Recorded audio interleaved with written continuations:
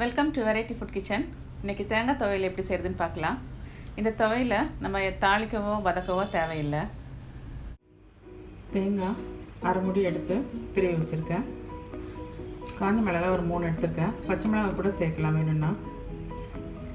பூண்டு ஒரு 4 பல்லு தோலோட, சீரகம் ஒரு அரை ஸ்பூனு, பொட்டுக்கல்ல ஒரு 4 ஸ்பூன் எடுத்து வச்சுருக்கேன். ஒரு மிக்ஸி ஜாரில் நம்ம எடுத்து வச்சுருக்கிறது எல்லாத்தையும் ஆட் பண்ணிடலாம். தேங்காய், மிளகாய், பூண்டு, சீரகம், கடலை, தேவையான அளவு உப்பு சேர்த்துக்கலாம்.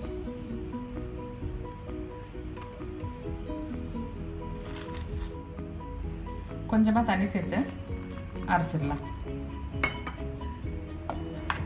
துவையல் அரைச்சாச்சு. இந்த துவையல் இட்லி, தோசை, அது மாதிரி வெரைட்டி ரைஸ், நம்ம மாங்காய் சாதம், புளி சாதம் எல்லாத்துக்குமே சைட் டிஷ் நல்லாயிருக்கும். ட்ரை பண்ணி பாருங்கள்.